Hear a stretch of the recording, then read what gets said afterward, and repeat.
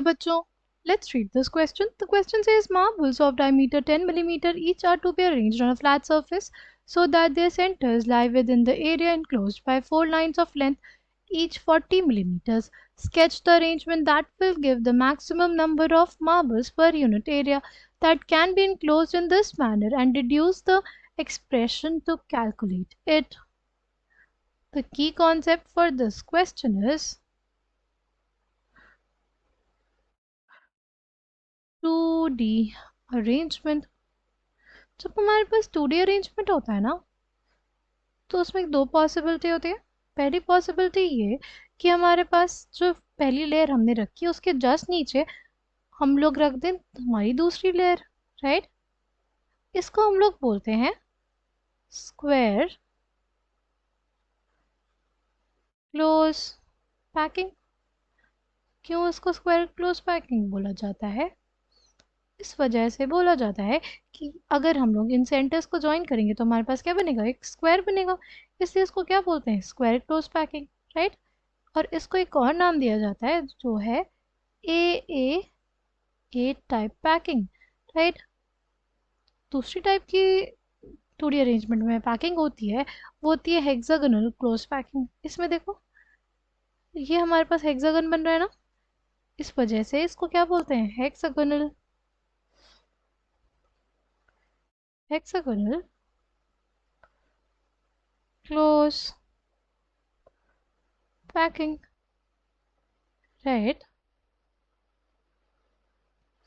अगर हम बात करें हेक्सागोनल क्लोज पैकिंग की तो देखो इसमें क्या होता है, ये हमारी पहली लेयर रखी हमने, उसके जो वॉइड्स होंगे उसके वॉइड्स में हमने दूसरी लेयर को रखा जाता है, राइट। इसको हम लोग ऐसे समझ सकते हैं कि सपोज ये है, तो ये हमारी पहली लेयर आई, ठीक।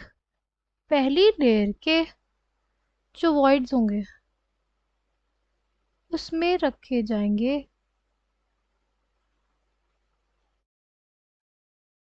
हमारे दूसरे लेयर के मॉलिक्यूल्स, राइट। इसी वजह से पहली लेयर दूसरी लेयर से डिफरेंट होती है, इसलिए उसको बोलते हैं ए बी टाइप पैकिंग। कैसी packing, A B type packing, right. Now basically हमको क्या देखना है, अब बेसिकली हमें ये देखना है कि maximum number of marbles per unit area किस में आएगा, राइट। सी अगर इन दोनों की बात करते हैं इन दोनों में ज़्यादा एफिशिएंट पैकिंग होती है हमारी हेक्सागोनल क्लोज पैकिंग, राइट। तो हेक्सागोनल क्लोज पैकिंग जो कि हमारे पास ज़्यादा एफिशिएंट होगी, इसीलिए हम लोग उसको फर्दर डिस्कस करेंगे, राइट। अब अगर देखें हम लोग इसको हेक्सागोनल क्लोज पैकिंग में हमारे पास ये डिस्टेंस दी हुई है, डायमीटर कितना दिया हुआ है, डायमीटर हमें दिया हुआ है 10, तो रेडियस क्या हो जाएगा, हो जाएगा 10 मिलीमीटर का हाफ यानी 5 मिलीमीटर, राइट। अब बेसिकली हमको ये डिस्टेंस पता चल गई, ये डिस्टेंस निकालनी होगी, ये डिस्टेंस निकालनी होगी, राइट। फिर हमें डिस्टेंसेस निकालनी है, कौन कौन सी डिस्टेंस, तो पहले ये डिस्टेंस, फिर ये, फिर ये, फिर ये, ठीक। पहले ये निकाल लेंगे, उसके बाद से हमारे पास ये सारी जो डिस्टेंसेस होंगी ये इसके इक्वल हो जाएंगी, राइट। ये वाली और ये वाली। तो देखो इसमें हमारे पास ये ट्रायंगल ले लिया हमने, इसको बोला ट्रायंगल ए बी सी, ये हमारे पास पॉइंट डी हो गया, राइट। अब हमें पता है कि ए सी की डिस्टेंस कितनी है, ए सी की डिस्टेंस हो जाएगी 10 मिलीमीटर, क्योंकि जो हमारे पास रेडियस है ये 5 मिलीमीटर है, ये भी 5 मिलीमीटर है, तो रेडियस कितना, रेडियस का सम 10 मिलीमीटर हो जाएगा। ये भी हमारे पास कितना हो जाएगा 10 मिलीमीटर, और ये भी हमारे पास कितना 10 मिलीमीटर, यानी ये क्या हो गया, इक्विलेटरल ट्रायंगल हो गया, राइट। ये जो एंगल हो गया हमारे पास 60 डिग्री हो गया। अब हमारे पास ए सी है और ए डी निकालना है, तो क्या करेंगे हम लोग, हमारे पास ए सी है कितना 10 मिलीमीटर, राइट।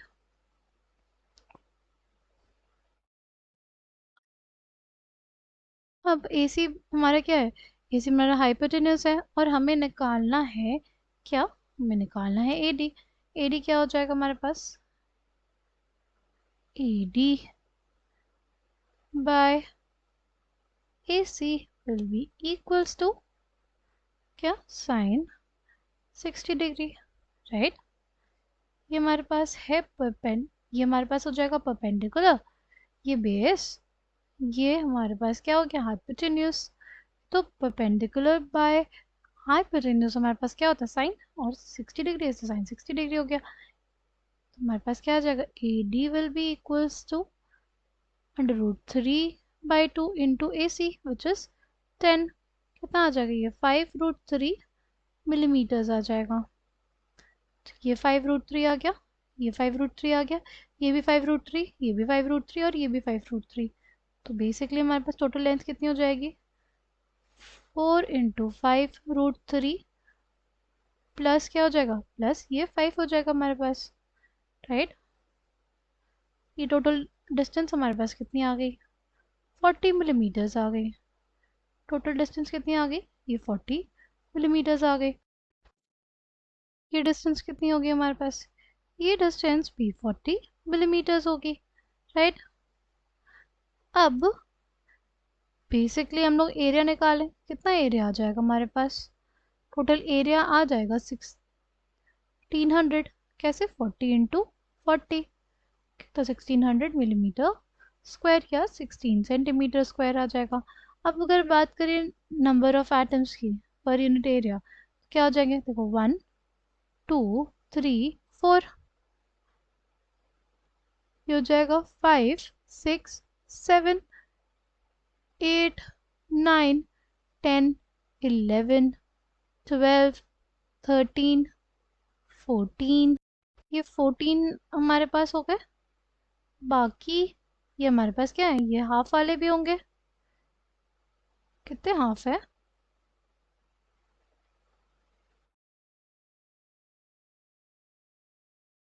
हमारे पास हो जाएगा 1 2 3 4 5 6 7 8। कितना हो जाएगा total marbles? Total number of marbles will be equals to total number of marbles is basically equals to 14 plus half of 8, and total कितने marbles? 18 marbles, right? अब अगर हमें निकालना हो क्या? total number of marbles, total number of marbles per unit area, वो क्या हो जाएगा हमारे पास? वो हमारे पास हो जाएगा 18/16 सेंटीमीटर स्क्वायर। ये हमारे पास आ जाएगा 9/8 सेंटीमीटर पर स्क्वायर। कितना आ जाएगा? 1.125 सेंटीमीटर पर square, right? And this is the final answer for this question. I hope you understood it well. Thank you and all the best.